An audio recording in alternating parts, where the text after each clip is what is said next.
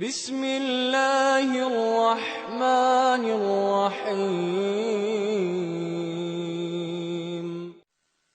ভোরের হাওয়ায় শিশির ঝরে সবুজ ঘাসে ওই পূব আকাশে রক্ত গোলাপ কি মারে ওই ভোরের হাওয়ায় শিশির ঝরে সবুজ ঘাসে ওই محمد صلى الله عليه وسلم وشر الأمور محدثاتها وكل محدثة بدعة وكل بدعة ضلالة وكل ضلالة في النار بعد أعوذ بالله من الشيطان الرجيم بسم الله الرحمن الرحيم قاف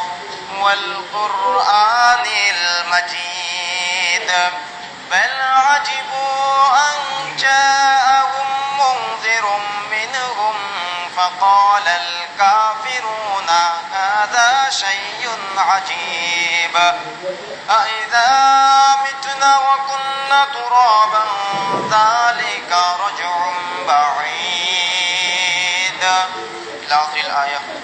وقال الله تعالى وتبارك في كلامه المجيد بعد أعوذ بالله من الشيطان الرجيم بسم الله الرحمن الرحيم يا أيها الناس اتقوا ربكم الذي خلقكم من نفس واحدة وخلق منها زوجها وبث منهما رجالا كثيرا ونساء واتقوا الله الذي تساءلون به والأرحام إن الله كان عليكم رقيبا إلى آخر الآية.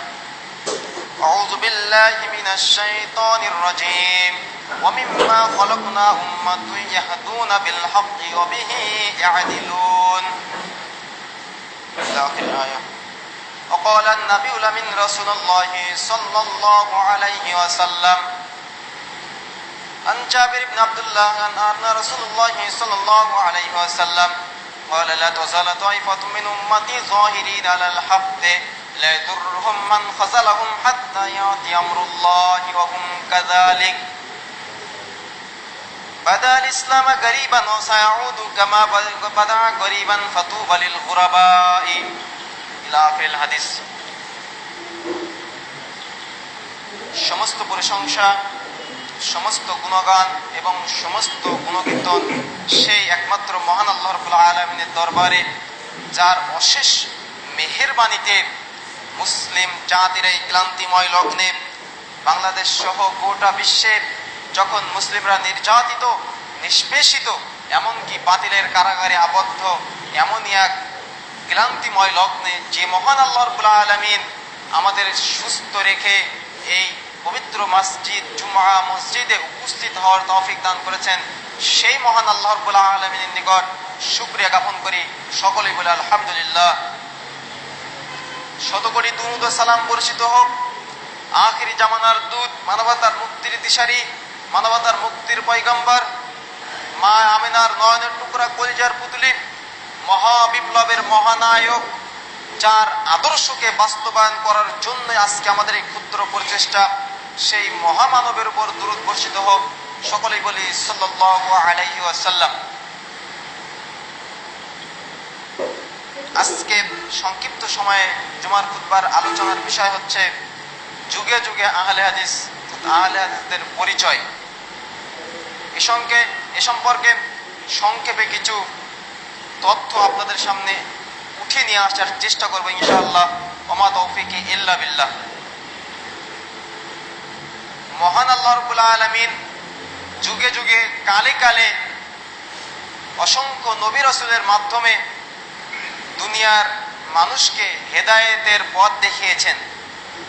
আমরা হলাম মহানবী মুহাম্মদ সাল্লাল্লাহু আলাইহি ওয়াসাল্লামের উম্মত। মহানবী মুহাম্মদ সাল্লাল্লাহু আলাইহি ওয়াসাল্লামের উম্মত, শেষ নবীর উম্মত আমরা। আমাদের জন্য মহান আল্লাহ রাব্বুল আলামিন শেষ নবী মহানবী মুহাম্মদ সাল্লাল্লাহু আলাইহি ওয়াসাল্লামের মাধ্যমে হেদায়েতের দীপ্ত বাণী পবিত্র কোরআন এবং সহিহ হাদিস আমাদের জন্য দিয়েছেন গাইডলাইন স্বরূপ।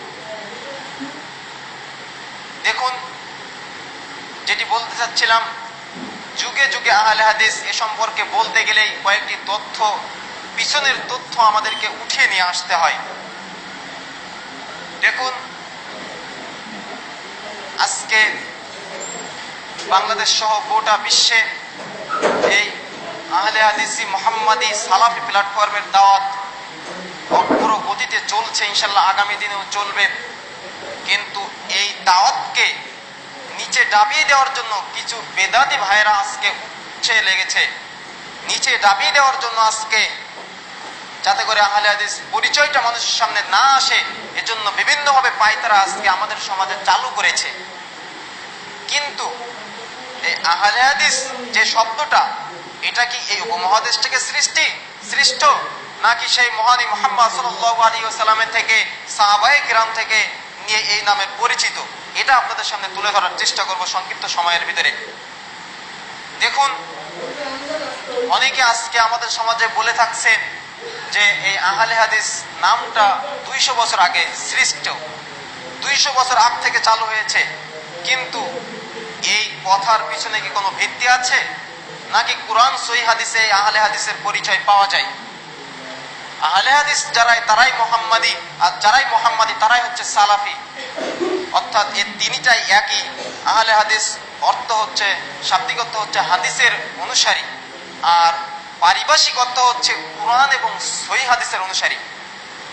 আহলে হাদিস অর্থ হচ্ছে, পারিভাষিক অর্থ হচ্ছে হাদিসের অনুসারী, না শাব্দিক অর্থ, আর পারিভাষিক অর্থে আহলে হাদিস অর্থ হচ্ছে কোরআন ও হাদিসের অনুসারী। আমরা অনেকে মূর্খতাবশত বলে থাকি যে আহলে হাদিস মানে হাদিসের অনুসারী। এখানে কোরআন আবার কোথা থেকে আসলো? হাদিস, আহলে হাদিস, আহাল অনুসারী, হাদিস হাদিসের অনুসারী, তাহলে এখানে কোরআন কোথা থেকে আসলো? দেখুন, মহান আল্লাহ রাব্বুল আলামিন পবিত্র কোরআনে সূরা নিসার 87 নম্বর আয়াতে উল্লেখ করেছেন, সূরা নিসার 78 নম্বর আয়াতে উল্লেখ করেছেন, এবং সূরা গাশিয়ার 1 নম্বর আয়াতে উল্লেখ করেছেন, সূরা তুরের 34 নম্বর আয়াতে উল্লেখ করেছেন, সূরা ইউনূসের 111 নম্বর আয়াতে উল্লেখ করেছেন, সূরা আরাফের 185 নম্বর আয়াতে উল্লেখ করেছেন, সূরা আরাফের 185 নম্বর আয়াতে উল্লেখ করেছেন। এসহ মোট 14টি জায়গায় মহান আল্লাহ রাব্বুল আলামিন পবিত্র কোরআনের ভিতরে 14টি জায়গায় কোরআনকে হাদিস এবং হাদিসকে কোরআন বলে আখ্যায়িত করেছেন। পবিত্র বাণীকে, কোরআনকে হাদিস নামে আখ্যায়িত মহান আল্লাহ রাব্বুল আলামিন পবিত্র কোরআনের 14টি জায়গায় উল্লেখ করেছেন। আমি যে কোরআনের আয়াত নাম্বারগুলো বললাম, খুলে দেখুন আপনারা, সেখানে মহান আল্লাহ রাব্বুল আলামিন পবিত্র কোরআনকে হাদিস বলে উল্লেখ করেছেন এই 14টি জায়গায়। এজন্য আপনার এই কথার 5 পয়সা মূল্য নাই যে আহলে হাদিস তো শুধুমাত্র হাদিসের অনুসারী। আহলে হাদিস অর্থ হচ্ছে পবিত্র কোরআন এবং সহিহ হাদিসের অনুসারীদেরকে আহলে হাদিস বলা হয়। এখানে আমরা সহিহ কথাটি যুক্ত করেছি, এর কারণ হচ্ছে আজকে হাদিসের ভিতরে ভেজাল ঢুকে গেছে, হাদিসের ভিতরে আজকে জালিয়াতি শুরু হয়ে গেছে। রাসূল সাল্লাল্লাহু আলাইহি ওয়াসাল্লাম এই সুন্নাতের ভিতরে আজকে আমাদের সমাজে এই হাদিসের ভিতরে মন গড়া কিছু কথা আজকে হুজুরেরা চালিয়ে দিয়েছে। এ সম্পর্কে একটু পরে আপনাদের সামনে বলছি। যেটি বলছিলাম যে আহলে হাদিসের এই পারিভাষিক অর্থ যেটা, তার ব্যাখ্যা বলছিলাম যে পবিত্র কুরআন এবং সহিহ হাদিসের অনুসারীদেরকে আহলে হাদিস বলা হয়। এ সম্পর্কে কিছু মনীষীদের, কিছু সাহাবায়ে কিরামের কিছু উক্তি আপনাদের সামনে তুলে ধরবো ইনশাআল্লাহ। দেখুন, এই নামটি কি শুধুমাত্র উপমহাদেশে সৃষ্ট, নাকি রাসূল সাল্লাল্লাহু আলাইহি ওয়াসাল্লামের যুগ থেকে এটা চলে আসছে? এটা যদি আমরা শারফু আসহাবিল হাদিস নামে একটি গ্রন্থ আছে, এই গ্রন্থটা যদি আপনারা খুলে দেখি, তাহলে আমরা সেখানে স্পষ্টভাবে বুঝতে পারবো যে আসলে এটা রাসূলের যুগ থেকে চলে আসছে, সাহাবায়ে কিরামের যুগ থেকে চলে আসছে, নাকি নতুন ভাবে সৃষ্টি। দেখুন, এ সম্পর্কে বলতে গেলেই আপনাদেরকে প্রথমে কিছু তথ্য দিতে হয় হাদিস দিয়ে। রাসূলুল্লাহ সাল্লাল্লাহু আলাইহি ওয়াসাল্লাম সাহাবীদেরকে একত্র করে তাদের সামনে একটি রেখা টানলেন। একটি রেখা টেনে রাসূলুল্লাহ সাল্লাল্লাহু আলাইহি ওয়াসাল্লাম সাহাবীদেরকে লক্ষ্য করে বলছেন যে এটাই হচ্ছে সিরাতে মুস্তাকিম, এটা হচ্ছে আল্লাহর পথ। আর এর ডানে বামে বেশ কিছু রেখা টানলেন। এবার রাসূলুল্লাহ সাল্লাল্লাহু আলাইহি ওয়াসাল্লাম বলছেন যে এই সিরাতে মুস্তাকিমের পথ হচ্ছে এটা, এই সোজা সরল পথটি, আর এর ডানে বামে যে পথগুলো রয়েছে এগুলা হচ্ছে ভ্রান্ত, এগুলা হচ্ছে শয়তান দাঁড়িয়ে রয়েছে। এবং ওই সিরাতে মুস্তাকিমের সরল পথের উপর আঙুল রেখে রাসূলুল্লাহ সাল্লাল্লাহু আলাইহি ওয়াসাল্লাম পবিত্র কোরআনের এই আয়াতটি তিলাওয়াত করলেন, ওয়া আন্না হাযা সিরাতি মুস্তাকিমা ফাত্তাবিউহু ওয়া লা তাত্তাবিউস সুবুলা ফাতাফাররাকা বিকুম আন সাবিলিহি। এই সরল পথটি আমার পথ, তোমরা কেবল এই পথেরই অনুসরণ করবে, অন্য কোনো পথের অনুসরণ করবে না। রাসূলুল্লাহ সাল্লাল্লাহু আলাইহি ওয়াসাল্লাম সহিহ মুসলিমের ভিতরে যে হাদিসটি আসছে, রাসূল সাল্লাল্লাহু আলাইহি ওয়াসাল্লাম বললেন এই প্রত্যেকটি পথের স্রোতে মানব রচিত কিছু শয়তান তারা দাঁড়িয়ে রয়েছে, হুজুর তারা দাঁড়িয়ে রয়েছে, যারা মানুষদেরকে জাহান্নামের দিকে ডাকতেছে, এবং সে পথে যারাই সাড়া দিবে তাদেরকে তিনি জাহান্নামের দিকে নিয়ে যাবেন। সেজন্য আমাদেরকে সতর্কতা সাবধানতা বশত আমাদেরকে হুজুরদেরকে লক্ষ্য করতে হবে। যখনই কোনো কথা আপনি হুজুরের কাছ থেকে শ্রবণ করবেন তখন দলিল প্রমাণ সহকারে শ্রবণ করতে হবে। কারণ রাসূল সাল্লাল্লাহু আলাইহি ওয়াসাল্লাম যেদিন মিরাজের রাতে জান্নাত জাহান্নাম ভ্রমণ করতে গিয়েছিলেন, সেদিন তিনি দেখছেন যে এক শ্রেণীর হুজুরদেরকে তাদেরকে টানতে টানতে, তিনি সাহাবীদের সামনে বর্ণনা করছেন, এক শ্রেণীর হুজুরদেরকে তাদেরকে টানতে টানতে জাহান্নামের দিকে নিয়ে যাওয়া হচ্ছে। তখন ওই হুজুরের অনুসারীরা তাকে বলতে থাকছে, হুজুর আনতা তা'মুরুনা বিল মা'রুফ ওয়া তানহাউনা আনিল মুনকার, হুজুর আপনি যে সৎ কাজের আদেশ দিয়েছিলেন, অসৎ কাজ থেকে নিষেধ করেছিলেন, কিন্তু আপনাকে কেন এভাবে টানতে টানতে নিয়ে যাওয়া হচ্ছে? তখন তিনি বলতে থাকবে, আ'মুরুনা বিল মা'রুফ, আমি সৎ কাজের আদেশ দিয়েছিলাম, অসৎ কাজ থেকে নিষেধ করেছিলাম, আমি নিজে পালন করিনি, যে আমি জানতাম, আমি তোমাদের সামনে বর্ণনা করিনি। যে সেজন্য আপনারা হুজুরের কাছ থেকে যখনই কোনো কথা শ্রবণ করবেন তখন দলিল প্রমাণ সহকারে শ্রবণ করতে হবে। এটাই হচ্ছে শিক্ষিত যারা আজকে আমাদের সমাজে শ্রোতা রয়েছে তাদের জন্য এটা সুসংবাদ। আমাদেরকে দলিল প্রমাণ সহকারে শ্রবণ করতে হবে। ইয়াউমা ইয়াতাযাক্কারু ইল্লা উলুল আলবাব, নিশ্চয়ই শিক্ষিত মানুষ উপদেশ গ্রহণ করে, শিক্ষিত মানুষই উপদেশ গ্রহণ করে। এজন্য যারা শিক্ষিত ব্যক্তি রয়েছে তারাই উপদেশ গ্রহণ করে। আমাদের অন্যদিকে চলে যাচ্ছি।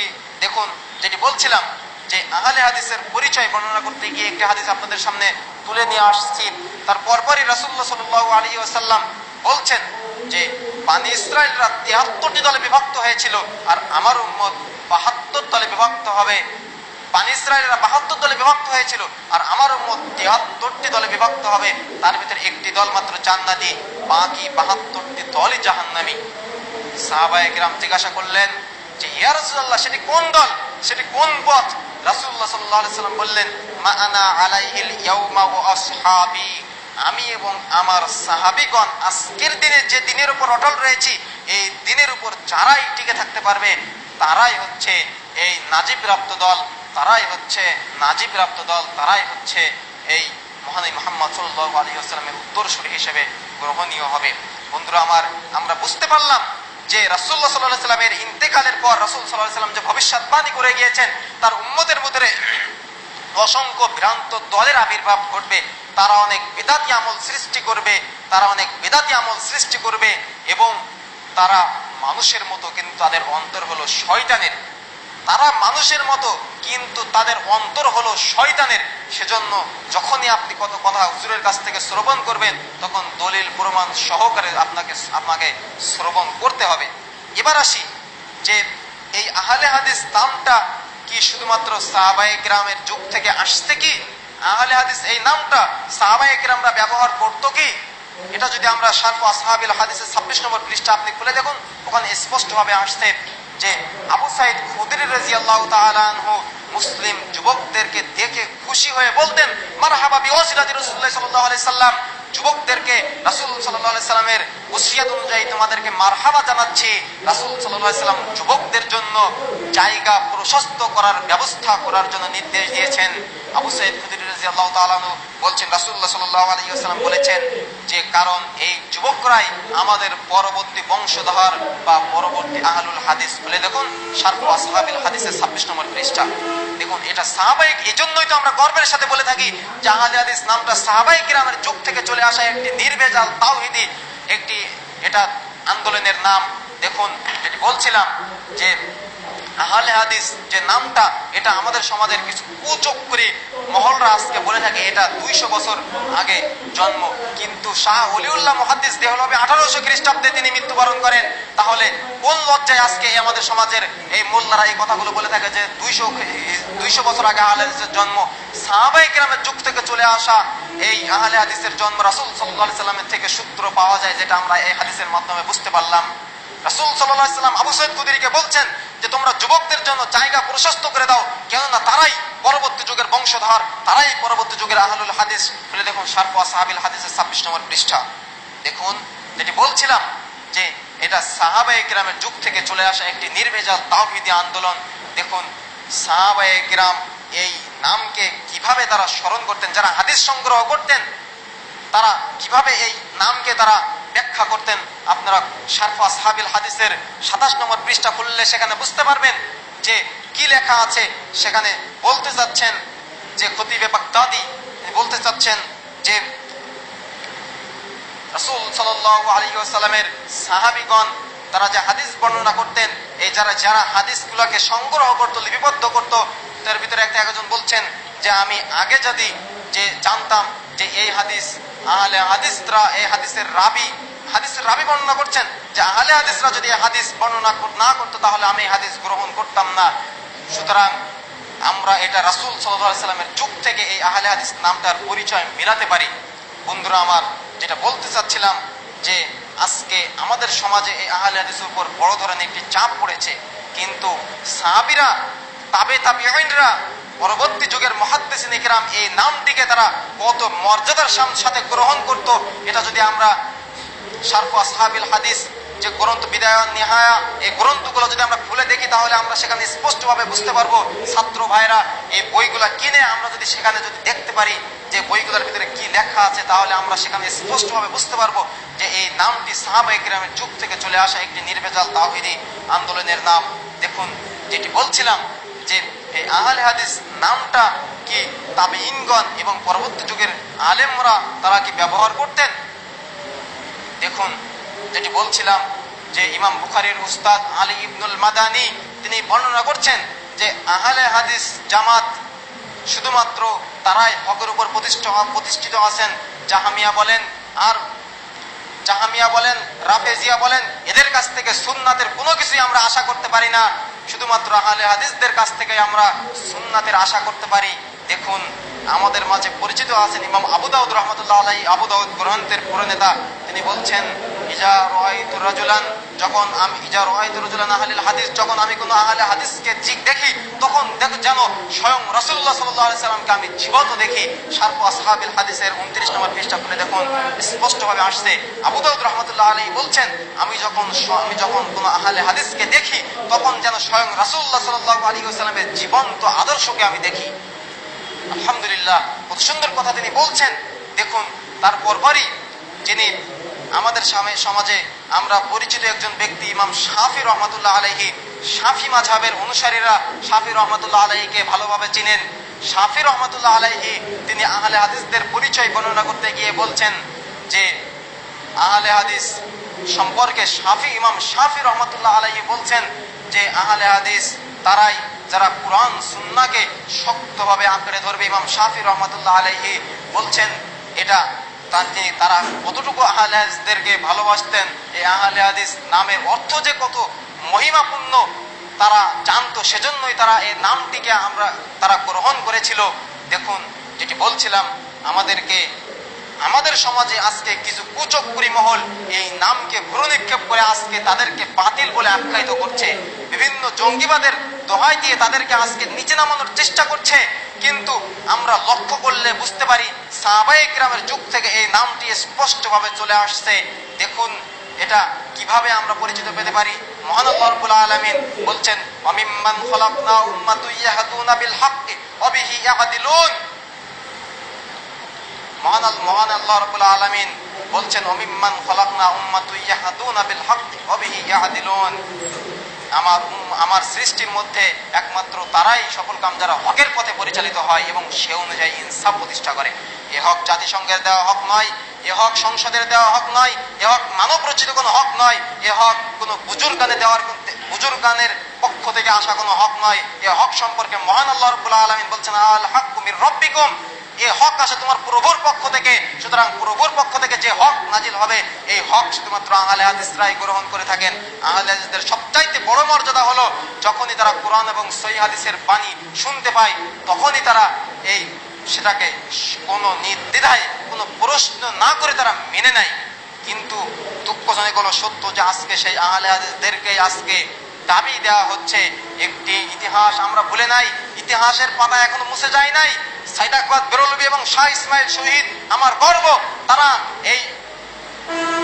তারা মে মাসের 1800 খ্রিস্টাব্দে যে তাদেরকে এই ইন্ডিয়াতে ভারত উপমহাদেশে তাদেরকে হত্যা করা হয়েছিল, 300 সৈনিককে সেদিন হত্যা করা হয়েছিল। শুক্রবার জুমার নামাজের প্রস্তুতি নিচ্ছিলেন এমত অবস্থায় তাদেরকে হত্যা করা হয়েছিল। তারা ছিলেন আহলে হাদিসের নির্ভীক সৈনিক। তাদেরকে হত্যা করে তারা মনে করেছিল যে আহলে হাদিসদেরকে ভারত উপমহাদেশ থেকে তাড়াবে।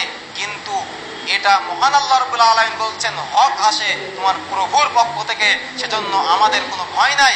হক তো মহান আল্লাহ রাব্বুল আলামিনের পক্ষ থেকে আমাদের নিকট চলে আসে, এজন্য আমরা কোনো ভয় নাই আমাদের অন্তরে।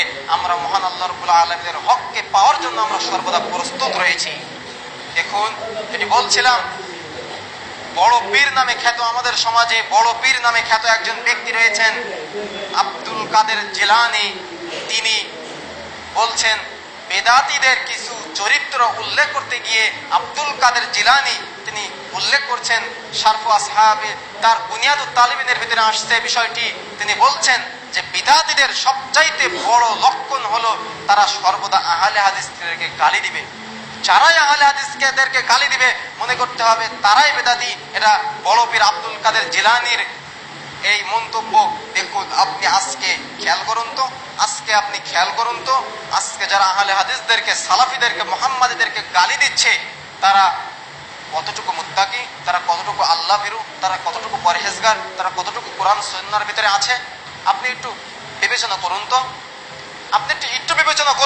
যারা আজকে আহলে হাদিসদেরকে গালি দিচ্ছে তারা ইসলামকে কতটুকু রক্ষার জন্য আজকে সংগ্রাম করছে, তারা ইসলামকে রক্ষার জন্য কতটুকু আজকে বলিয়ান হয়ে রয়েছে, তারা ইসলামকে আজকে কতটুকু মর্যাদা করছে, কতটুকু সম্মান করছে।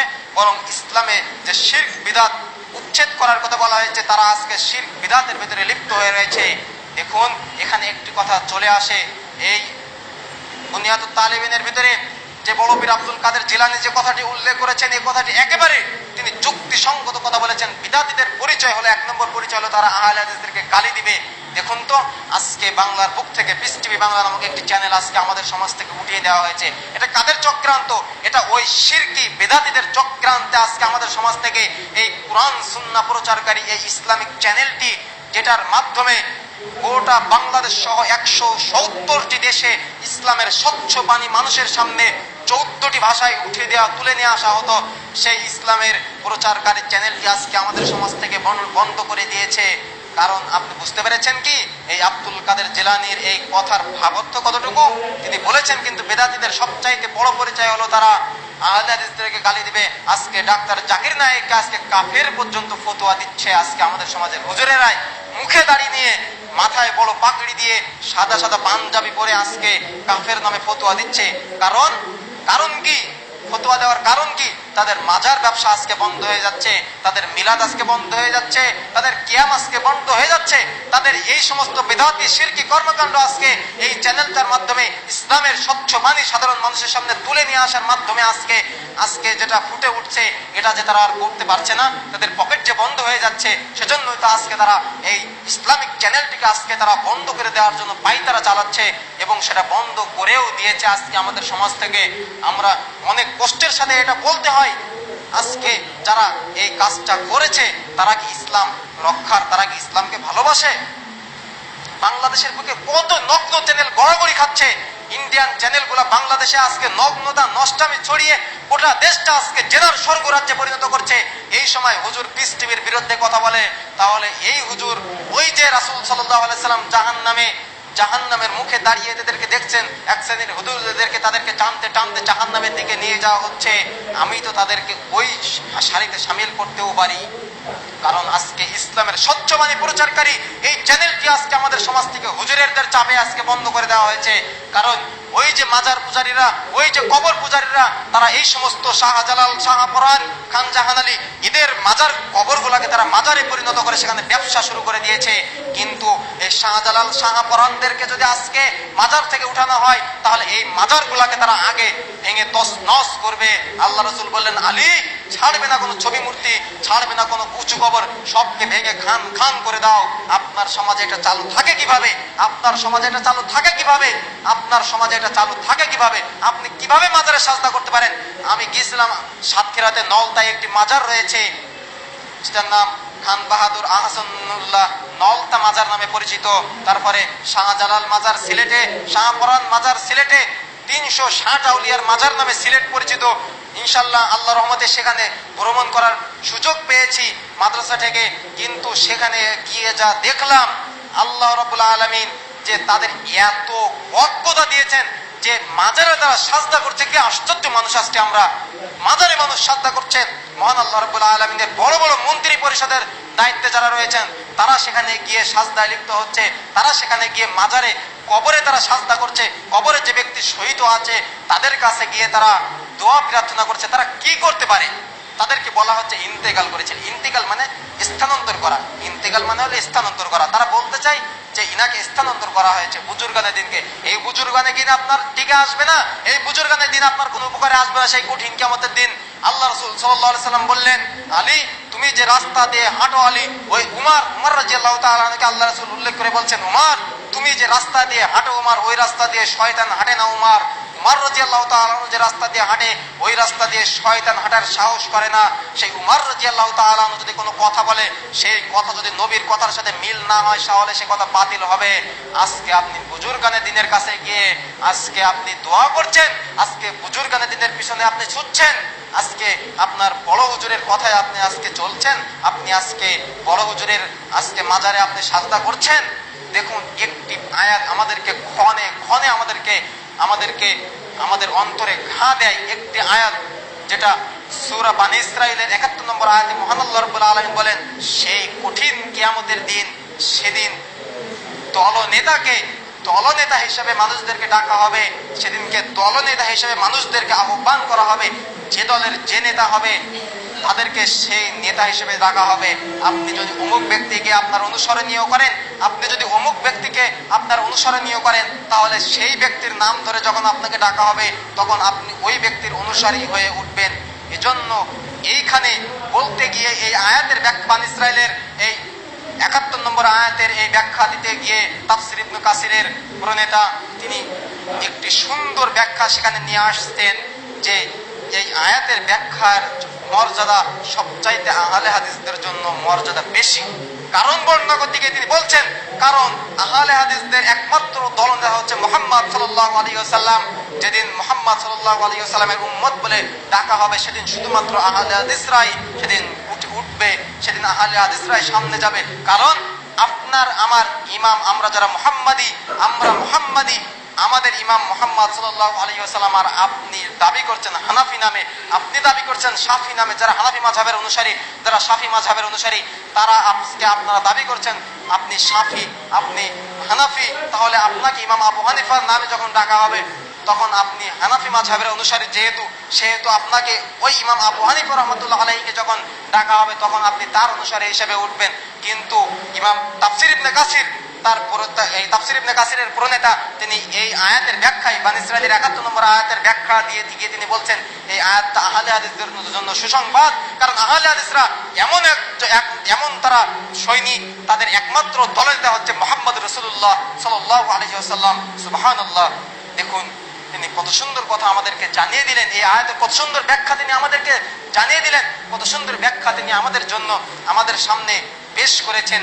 দেখুন বন্ধুরা আমার, যেটি বলতে চাচ্ছিলাম যে আহলে হাদিসদের একমাত্র দলনেতা হচ্ছে মুহাম্মদ সাল্লাল্লাহু আলাইহি ওয়াসাল্লাম। আপনি আহলে হাদিসদের একজন ছোট ভাইকে জিজ্ঞাসা করুন তো যে তুমি কার অনুসরণ করো, তোমার ইমামকে, সে অবশ্যই বলবে মুহাম্মদ রাসূলুল্লাহ সাল্লাল্লাহু আলাইহি ওয়াসাল্লাম। কিন্তু মাযহাবী ভাইদের কাছে জিজ্ঞাসা করুন তো আপনি, সে হাজার যাই করুক না কেন, আপনি জিজ্ঞাসা করুন তো ইমাম শাফি মাযহাবের অনুসারীরা তারা বুকে হাত পেতে সালাত আদায় করে, তারা রফল আদায় করে, তারা জোরে আমিন বলে, কিন্তু আপনি তাদেরকে জিজ্ঞাসা করুন তো যে আপনি জোরে আমিন বলেন কেন, আপনি বুকে হাত বাঁধেন কেন, আপনি রফালে দেন করেন কেন? সে বলবে আমার মাযহাবে আছে তাই। কিন্তু একজন আহলে হাদিসের ছোট্ট বাচ্চাকে আপনি জিজ্ঞাসা করুন তো, একটি ছোট্ট সোনামণিকে আপনি জিজ্ঞাসা করুন তো যে তুমি কার অনুসরণ করো, সে অবশ্যই অবশ্যই বলবে আমি মুহাম্মদ রাসূলুল্লাহ সাল্লাল্লাহু আলাইহি ওয়াসাল্লামকে অনুসরণ করি। রাসূলুল্লাহ সাল্লাল্লাহু আলাইহি ওয়াসাল্লাম আমার অনুসরণীয়, আমি তার উম্মত, আমার একমাত্র পথ প্রদর্শক হচ্ছে মুহাম্মদ রাসূলুল্লাহ সাল্লাল্লাহু আলাইহি ওয়াসাল্লাম, আমি মুহাম্মাদি। কিন্তু দেখুন আজকে মুহাম্মাদি বলে আমাদেরকে গালমন্দ করা হচ্ছে। ওই যে আব্দুল কাদের জিলানী রাহমাতুল্লাহ আলাইহি তিনি বলছেন আহলে হাদিসদেরকে যারাই গালি দেবে তারাই বেদাতি। এজন্য আজকে দেখুন আমাদেরকে গায়রে মুকাল্লিদ, লামা জাহাবি ইত্যাদি নামে আজকে আমাদেরকে অপমান করার চেষ্টা করা হচ্ছে। কিন্তু মহান আল্লাহ রাব্বুল আলামিন যে আমাদের সম্মান সেই কঠিন কিয়ামতের দিন দিবেন, এটা বিভিন্ন আয়াত এবং হাদিসের মাধ্যমে আমরা সেটা বুঝতে পারি যে আল হাক্কু মির রাব্বিকুম, হক আসে তোমার প্রভুর পক্ষ থেকে। প্রভুর পক্ষ থেকে যে হকটি আসে সেটাই আমাদেরকে গ্রহণ করতে হবে। দেখুন বেদাতিরা আহলে হাদিসদেরকে তারা গালি দেওয়ার সবচাইতে বড় কারণ বর্ণনা করতে গিয়ে আব্দুল কাদের জিলানী তার বুনিয়াদুত তালেবিনের ভিতরে নিয়ে আসছেন যে কারণ তারা যখন বেদাতকে, শিরককে সাধারণ মানুষের সামনে প্রতিষ্ঠা করতে চায় তখন আহলে হাদিসরা সেটা বন্ধ করে দেওয়ার চেষ্টা করে, তখন আহলে হাদিস আলেমরা সেটাকে নিচে দাবিয়ে দেয়। দেখুন রাসূল সাল্লাল্লাহু আলাইহি ওয়াসাল্লাম সহিহ মুসলিমের ভিতরে আসছে, তাবরানী আওসাদের ভিতরে আসছে, তাবরানী কাবিরের ভিতরে আসছে হাদিসটির। রাসূল সাল্লাল্লাহু আলাইহি ওয়াসাল্লাম আমাদেরকে জানিয়ে দিলেন শেষ জামানায় হাদিস মেনে নেওয়ার মতো ব্যক্তি খুঁজে পাওয়া যাবে না। শেষ জামানায় হাদিসকে গ্রহণ করার মতো ব্যক্তি খুঁজে পাওয়া যাবে না। তখন যে ব্যক্তি হাদিসকে মেনে নিবে, যে ব্যক্তি হাদিসকে সরাসরি ভাবে গ্রহণ করবে তার জন্য রয়েছে 50 জন শহীদের মর্যাদা। সুবহানাল্লাহ ওয়া বিহামদিহি।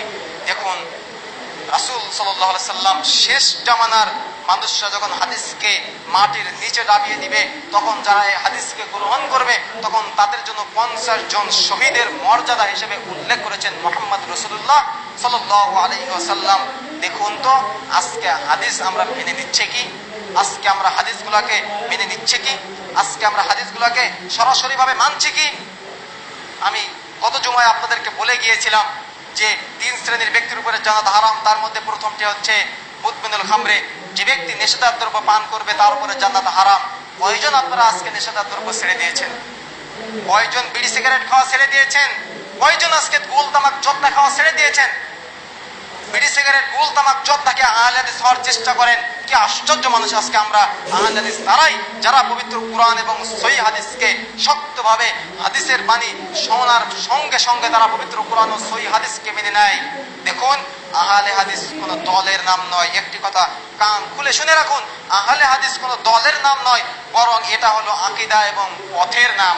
আহলে হাদিস কোনো দলের নাম নয়, এটা আকীদা এবং পথের নাম। আহলে হাদিস কোনো দলের নাম নয়, এটা আকীদার নাম। আহলে হাদিস, আমি আহলে হাদিসে আকীদার মানুষ, আমি সালাফি আকীদার মানুষ, আমি মুহাম্মাদি আকীদার মানুষ। আমার মূল পরিচয় হচ্ছে আমি মুসলিম, আমার মূল পরিচয় হচ্ছে আমি মুসলিম। কিন্তু আমার আকীদাগত পরিচয় হচ্ছে আমি আহলুল হাদিস, আমি সালাফি, আমি মুহাম্মাদি। এটা হচ্ছে আমার আকীদাগত পরিচয়। বন্ধুরা আমার, আমাদেরকে সমস্ত গোড়ামি ত্যাগ করে রাসূল মুহাম্মদ সাল্লাল্লাহু আলাইহি ওয়াসাল্লামের আদর্শকে স্বচ্ছভাবে গ্রহণ করতে হবে। আপনাকে আমাকে রাসূল মুহাম্মদ সাল্লাল্লাহু আলাইহি ওয়াসাল্লামের এই স্বচ্ছ বাণীকে আপনাকে আমাকে সঠিকভাবে গ্রহণ করতে হবে। যদি আমরা সেই কঠিন কিয়ামতের দিন মহানবী মুহাম্মদ সাল্লাল্লাহু আলাইহি ওয়াসাল্লামের উম্মত বলে আমরা নিজেদেরকে দাবি করি। দেখুন যেটি বলছিলাম আহলে হাদিসের পরিচয় বা যুগে যুগে আহলে হাদিস। দেখুন একটি কথা বলে রাখি যে আহলে হাদিসদের প্রত্যেকটি কর্মীর গর্ব হচ্ছে সাইদ আহমদ বেরলভী এবং শাহ ইসমাইল শহীদ। আমরা অনেকে বলে থাকি যে সাইদ আহমদ বেরলভী হানাফি মাযহাবের লোক ছিলেন, কিন্তু জন্মগতভাবে তিনি হানাফি ছিলেন ঠিকই, কিন্তু তিনি সালাতে মুহাম্মাদে আপনি পড়ে দেখুন আপনার এই ভুলটা ভেঙে যাবে যে তিনি জন্মগতভাবে আহলে হাদিস ছিলেন, কিন্তু তারই প্রধান সৈনিক সাইদ আহমদ বেরলভীর প্রধান সৈনিক শাহ ইসমাইল শহীদ, তিনি তার গ্রন্থের ভিতরে বর্ণনা করতেন রফল আইন সম্পর্কে বর্ণনা, যত হাদিসগুলা রয়েছে সব হাদিসগুলা সেখানে তিনি উল্লেখ করেছেন। কিন্তু আজকে আমরা বলছি যে তিনি হানাফি মাযহাবের অনুসারী ছিলেন, তিনি জন্মগতভাবে হানাফি ছিলেন, কিন্তু সালাতে মুহাম্মাদি আপনি পড়ুন আপনার এই সমস্ত ভুল সেখানে ভেঙে যাবে। বন্ধুরা আমার, আমাদেরকে সমস্ত গোড়ামি ত্যাগ করে আমাদেরকে ইসলামের সঠিক প্ল্যাটফর্মে চলে আসতে হবে। আমরা মুসলিম, আমাদের আকীদাগত পরিচয় হচ্ছে মুহাম্মাদি, আমরা আহলুল হাদিস, আমরা সালাফি এই আহলে হাদিস আন্দোলন সাহাবায়ে কেরামের যুগ থেকে চলে আসা একটি প্রাচীন নির্ভেজাল তাওহীদি আন্দোলন। এজন্য আমাদেরকে এ বিষয়ে সময় সংক্ষেপের কারণে বিস্তারিত বলতে পারলাম না।